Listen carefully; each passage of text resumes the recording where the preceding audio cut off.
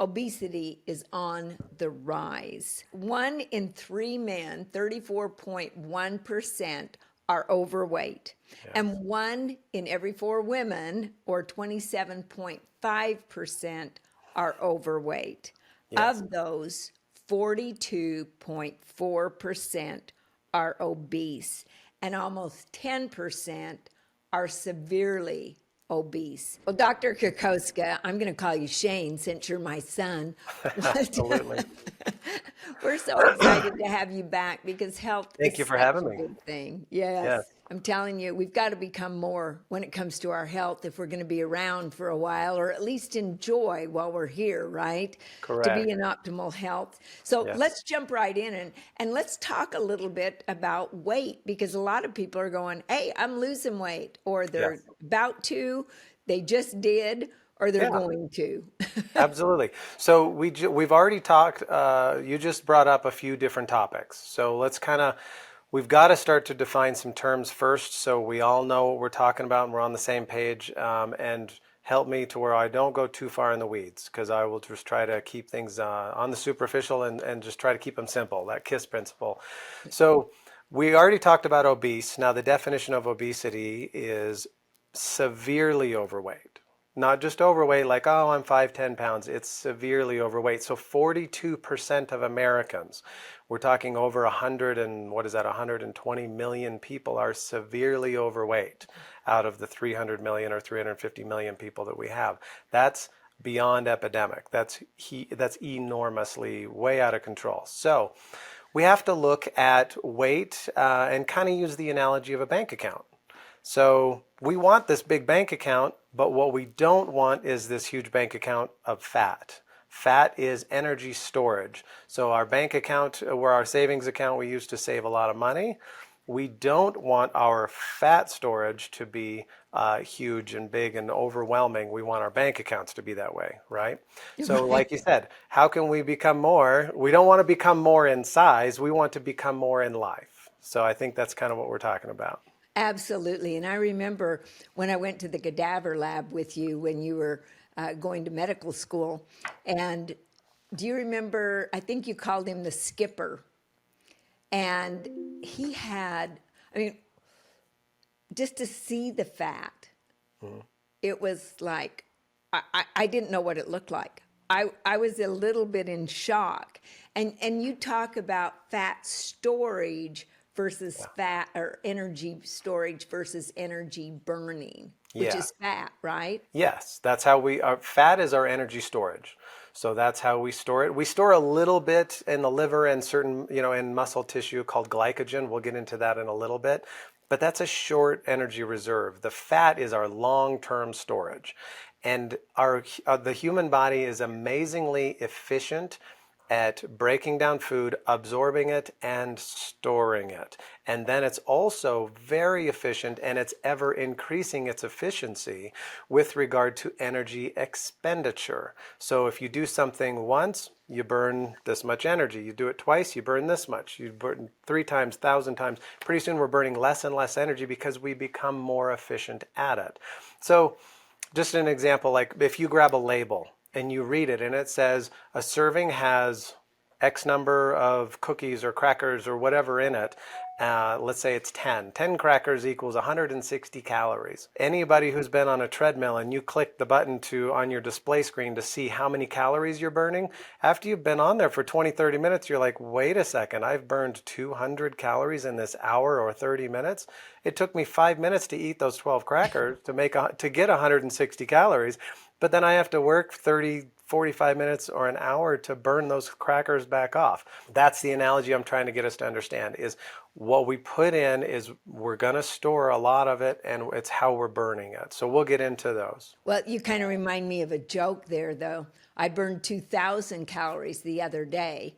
I left the brownies in the oven. Yeah, exactly. So I'm not going to show you what I'm holding here, yet Okay. it says that there are 14 crackers. You brought that up. 14 crackers equals 130 calories. And of course, you've taught me to look at the protein, which is 3 grams. the Okay. total fat, 4 grams, Okay. and the total carbohydrates, 22 grams. So Okay. talk to me about that because this looks really healthy. It says, wow, it's made with olive oil. It has no artificial things. It's made in a peanut-free faculty. It's gluten-free. It's multi-seed. It's crunchy baked rice crackers, for heaven's sakes. You should eat these. Absolutely. That sounds amazing. The marketing on that is off the charts. The nutrition on it is not as good. Probably tastes very, I mean, it's delicious and it's good to sit there and snack. I'm not saying you can't have snacks. I'm not saying any of those things. I'm just saying moderation. I'm just saying let's be smart about what we're doing. So we're going to break things down into those three categories: proteins, fats, and carbohydrates. So Okay? those are our three main fuel sources. So think carbohydrates, think sugars; fats, think, it's pretty simple, it's fats, oils, things like that. Then you're going to also think protein. What kind of sources of protein are we getting? Is it fish? Is it red meat? Is it plant-based? It might, at this point in time, I don't care what it is, as long as we have them in the right ratios and we're at a healthy state for us. I don't want to give you ratios right now because everybody's different and I take all of my patients on a one-on-one. So if I give you this, pyramid triangle food thing that the government's come up with, which throw that in the garbage can in my opinion, is best to just kind of do these things one-on-one with a nutritionist, chiropractor, doctor who understands how things go. Let's kind of get a little further into some of these explanations, if that's okay. Let's break those things down a little bit further. So there's different ways that we burn fat. The main one is through a little teeny bean size shaped kind of guy inside of all of our cells. It's mostly found in highest concentrations in muscle tissue. It's called the mitochondria, and I think we're going to put a picture of that thing up here. It's Yes. a little egg-shaped, sausage-shaped, kind of little bean-shaped kind of guy. That takes food of different types, whether it's a fat, a protein, or a sugar, glucose, and it turns it into electrons for us. So that's our energy. Our cells burn that. So now let's get out of that, and out of those different types of foods, that protein, the fats, and the carbs, carbohydrates give us a really good amount of those electrons called adenosine triphosphate, ATP. Then fats give us the highest amount of ATP. Proteins we do pretty good with. The simple thing is we burn and store carbohydrates faster because it's already in that form that we need. The way that we burn it and store it is glucose. That's sugar. So the more sugar we have in our body, the more energy we have, but the more sugar we have, the more we're going to store it. Kind of following some of our stuff here? Yeah. Okay. I do have a question though, Yeah. because on the sugar, you didn't have me look at the sugar amount on the label. You Yeah. had me look at carbohydrates. Is Yes. that because it's actually sugar? When we're reading labels, we want to look at carbohydrates because the grams that we're going to go into for, like your average guy, your average human, I want 30 grams of protein every meal. Want probably somewhere around 10 grams of carbohydrates, around 20 grams of fats. So those are some of the nice little ratios that we can kind of stick with. That does not work for everybody, and I hated throwing out those percentages, but I had to give your brain something to kind of hold on to. Right. So we've got this human body that's pretty doggone efficient, Yeah. right? And our mind loves to make everything efficient. Tell me, what should we be doing? What should we be looking at? Because I don't like reading every single label. Unfortunately, it's kind of the world we live in because if we just went by the package or the taste, we're not going to be led in the right direction. The sad thing is sugar's everywhere. It is snuck into all of our food and it's also changed its name. So that's why I have you look at total carbohydrates. So high fructose corn syrup, that's a sugar in the body. It acts the same. It tricks the liver. It does all kinds of stuff that we need to kind of stay away from. But one of the things we don't just need to read labels and look at calories. It's about the calorie burn versus the calorie intake. So that's the portion control that you and I were talking about before the show. Is America, I mean, if you sit down at a dinner table in, restaurants in different places, you're like overwhelmed with the amount of food. And then now some of the state laws have put it where we have to put the calorie count per meal.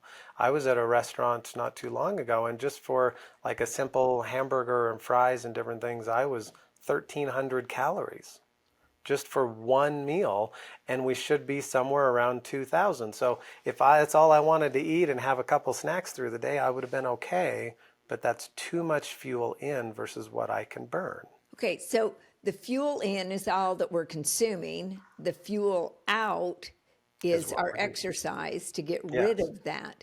And absolutely. do you think in America they just have too big of servings? Yes, that's definitely part of it, and it's portion control. It's what, just like you train your mind to take in information, we can train our stomachs to take in food. I mean, you've seen the eating competitions where they consume 60, 80 hot dogs in one competition. You can stretch your stomach and you can then consume more. You can also train your stomach to get a little smaller by putting less food in it. It will accommodate to what size you want it or need it to be. Okay, so a lot of people are on this fasting, intermittent fasting, and it's good for some people and not for Yeah. others. Yet, talk to me about the fat and how all of that works when you're fasting. Perfect example. So intermittent fasting is good for insulin control. Insulin is a hormone in our body that it's sent out the minute we start eating food, our insulin levels go up and gets our body ready to start storing fat or to start storing all this energy and fat. So when we go into a starvation mode, our bodies over time will start burning the fat that we have stored.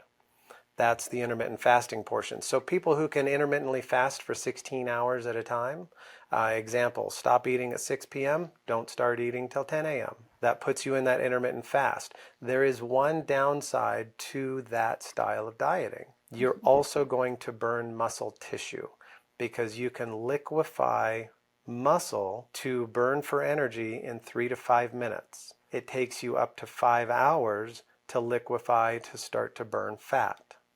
So if it takes you 3 to 5 minutes to start burning protein or muscle for energy, and you now have to wait another 3 to 5 hours before you start pulling energy out of the fat cells, what do you think you're doing that whole time?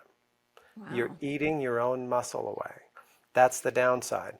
One of the biggest leading causes of many of the problems we fight today, diabetes, some cancers, some metabolic diseases, all come from a problem called sarcopenia. So big $10 word, job security for me again. What that means is it's a condition characterized by the progressive loss of skeletal muscle. And you not only lose skeletal muscle mass, you lose strength. And aging is one of our main causes of that. Now let's go all the way back to the beginning of our conversation. You remember we were talking about those little beans in our cells called mitochondria? Those are mostly found in muscle tissue. So if we start eating our muscle tissue for energy, we then eat the engines that burn for energy, burn our fat for energy. So we end up cutting our ability to burn fat down because we have less muscle tissue. Am I So, making sense? why don't we just burn carbs if we're storing them? We can only for a little bit. So we have a little bit of storage of sugar, and it's glycogen storage. We store a little bit in the liver. We store a little bit in some muscle tissue. We only have about 20 minutes of storage, and then that's gone. Once that's gone, we then liquefy protein for energy, and then we have to then burn fat once we get into that metabolic state of burning fat. It just takes us a while to get there. Okay. We've also talked a lot about the 30-30-30 rule. Yes. 30-30-30 rule is I want you eating 30 grams of protein within 30 minutes of waking up, and then I want you doing 30 minutes of cardio. So we immediately, boom, we give you protein right off the bat. So you don't liquefy your muscle tissue to burn for energy. We already have it on board because you've had a protein shake, you had some eggs, you had some kind of protein equaling 30 grams. And it's right off the bat, so we kick that metabolism right. That's why it's called break fast. Break fast. We're breaking the fasting. So our breakfast meal, 30 grams at least. You can have some other things in there, but mainly protein. Go in and do 30 minutes of a cardiovascular type of exercise. Get your heart rate up, get things moving. And that will actually stimulate your muscle growth. That will give you protein to build muscle, and it will stimulate your metabolism to start to get things moving. So when we get up and the people that are fasting, they don't have that protein going in. Can you give me an example, like if I wanted eggs, about how many eggs is 30 grams of protein? Probably, well, I'm an egg white kind of guy. I love eggs because the yolks are fantastic. I'm just cutting those out temporarily on a little bit of a diet thing I'm trying. But I like the egg yolks. I like the egg whites. It's probably going to be 2 to 3, just as a guess. They're going to be different based on the eggs you get, but they're going to be around in that range. Okay, excellent. Well, you talk about all these different ways to have weight loss. What is insulin? Does that have anything to do with weight loss? Absolutely. So insulin is fat storage. Think of it that way. Insulin goes up, fat storage goes up. Now here's the other thing. Insulin goes up, fat burning goes down. So it is designed to store fat and keep it. So the more muscle mass we lose, the more insulin we have to store all this, and then we start becoming what's called insulin resistant. Insulin resistance then means we need more insulin to do the same job. That's where we start heading toward diabetes, is where you need 10, 100, 1,000 times the amount of insulin to activate taking sugar out of the bloodstream and putting it into cells for either utilization or storage, mostly storage. That's where we have to have more insulin to do that. And the best ways to combat that are diet, exercise, build that skeletal muscle back up to where we can rev the metabolism up and we start burning all of this energy instead of telling our body, hey, we've put so much into the system, now we've got to store it. Okay, so in essence, our body works with our mind in regards to what's going to be stored, how much is going to be stored. And it sounds to me like we're just storing more than we're burning. And that's where the fat comes from, right? Absolutely, yeah. And so let's go back to, I'm a big proponent of measuring muscle mass on all my patients. So you can measure that in a few different ways. We can get technical with imaging and different things, but I'm talking about the simple stuff, and you can even do this at home. You could get a scale that measures its electrical impedance, where you step on the scale and it has little metal strips on it, and it will measure how much body fat you have, how much muscle mass you have, how hydrated you are. And I'm happy to get you a link to some of the scales that I like that work fairly well. They're not perfect, but they're at least something we can start with. And then we have the same scale that we monitor, not just our weight, how much do we weigh, but it's how much body fat do we have? What's our visceral fat percentage? How much muscle mass do we have? Because if I can build your muscle mass up, I bet you money your fat is going to go down. Okay, so can I do this do I need herbs? Do I need all those pills that they say that I need to lose weight? There are certain nutritions that can help aid in metabolism. Simple B vitamins are great. I mean, those are essential for that whole, remember that little bean inside of our cells, that Yeah. mitochondria? They run on B vitamins to make all of those electrons travel down this little membrane. So if we don't have B vitamins, we can't make electrons, we can't make ATP, and therefore we can't make energy, we can't burn fat. So B vitamins are good. The great thing about B vitamins is they're water soluble, so if you take too much, you just excrete them through your urine. Well, that's a good thing, so I can't overdose on vitamin B, right? No, no. I mean, and then we get into a whole category, which would be an entire podcast of itself on nutrition with vitamin D and sunlight. Do we go out in the sun? Do we take it? Do we supplement? So there's lots of different theories on that. I'm a big proponent of the sun. There's skin cancers on the rise, which is something you got to watch out for. But that's our most natural form of vitamin D. That's essential with regard to metabolism and cellular function, mental health, our immune system. I mean, it's amazing. Here's the key. We're meant to live like cave people did. We weren't meant to sit in front of a TV and play an Xbox. We weren't meant to sit in front of the computer and type away for 10 hours a day. We were meant to be out hunting, gathering, foraging, lifting, moving, walking all the time, all day long. Well, I know I walk a lot, and Yeah, I work diligently to get 10,000 steps in. perfect. Lately, I've been getting about 12 to 15, which is good, right? Yeah. Because our granddaughter's dog has been there, so I've had the opportunity to walk the dog, and boy, they love you to walk, right? How good is it to go for a walk every single day? Could that work as the 30 minutes that you talked about earlier? Absolutely. It's essential. Yes, I want you doing some level of cardiovascular exercise. Walking is a cardiovascular exercise. Something that gets your heart rate up a little bit. It increases your respiration. So if you're walking and you're looking at flowers, you're just kind of out for a stroll. Let's actually go for a walk and go to, it's a destination or it's let's get to someplace and come back. Check things out on the way, enjoy it because there's a lot of mental health that goes along with that as well. So absolutely, walking 10,000 steps, awesome way to start. With everything that you're talking about, what I thought about is, can I actually control my blood sugar? You can based on what you put in it. So everybody write this word down. Okay. Glycemic index. Okay, So got it. you can search online, just type in glycemic index, and when you find that, you'll get a list of all the different foods that will stimulate a glycemic index in us. So glycemic index means how hard do we hit the insulin releasing factors in our body. And I'll give you an example. Rice cakes or Haagen-Dazs ice cream, which one do you think is going to stimulate insulin the most? Well, I want to say Rice rice cake? cakes, only I think you're going to tell me ice cream. Exactly. Ice cream, Haagen-Dazs ice cream is actually better for you only from the standpoint of a glycemic index. It's less stimulatory of insulin than a rice cake is. But everybody goes, oh, well, I just need a snack and I'm on a diet, so I'll eat a rice cake. Well, you're just booting the daylights out of your pancreas and making it Hmm. release all kinds of insulin. And what happens with insulin?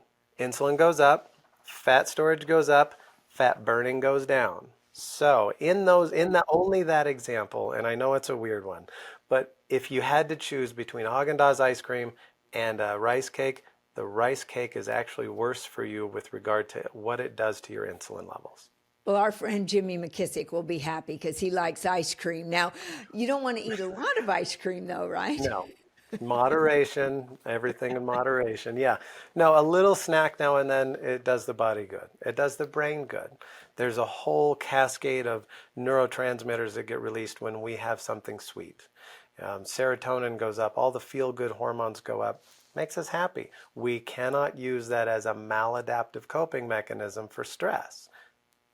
Stress eating is what I'm talking about. So, why are we eating? What is going on? Are you eating for nutrition or are you eating to make yourself feel better? Are you bored? I've eaten out of boredom before, walking around, open the refrigerator, open cabinets, just snacking on stuff. I'm like, oh my gosh, I wasn't even hungry. And here I had half a bag of Doritos. I had this over here. I had a donut, whatever it was. And I'm like, I just completely put all these empty calories in my body and all it didn't serve me.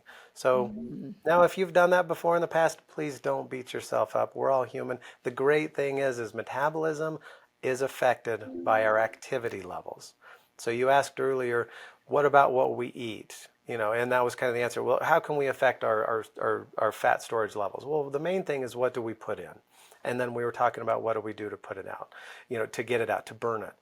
Exercise, some of the best forms of exercise is actual physical strength training, taking physical weights and pushing against gravity, because that will increase your muscle mass, increase that mitochondria in your cells, right? Increase burning, bigger muscles, bigger engines, burn more fat.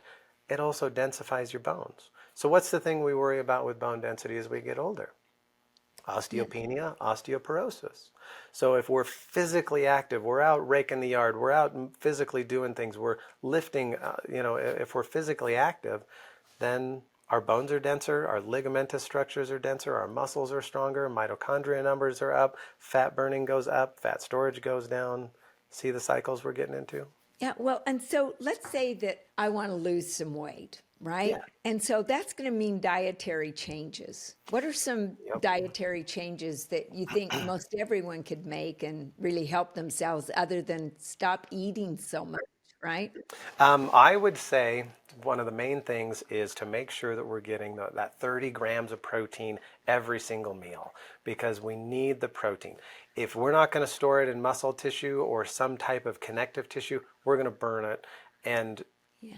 so this, and I'm talking about on average with people. So the average human in an average halfway healthy state, protein's a good thing. So 30 grams of protein. Let's start to limit our fats and let's really start to read labels on how much sugar is in there. So give me 2 seconds. Let's pull up a label of like a soft drink can. It doesn't matter which one it is. There's probably around 30 to 40 grams of sugar in one can of soda, like a pop, like a Coke or a Pepsi. And that's the hard thing is how much sugar do you consume in one instance? So if we really start limiting our sugar intake, up our protein, and start to get our fats in moderation, our body's going to start acting better, feeling better, burning fat. If I lose even a little bit of weight, will that improve that insulin? Will it help me lose more weight? Yes, yes. So more fat we burn, then the healthier our insulin levels will become. I mean, if you go from obese to overweight, a lot of these patients you'll see, they say, oh, my A1C went down. Oh, So yeah. A1C is a way that we measure insulin activity. It's not just where we would poke our finger and look at our blood sugars. My blood sugar should be, 80 to 110, on an average day, kind of thing. Even that's pretty healthy. A1C is how active is our insulin levels. So people who are obese and they're like, hey, my A1C is 6 or 7, it's like, that's way too high. You're heading for diabetes.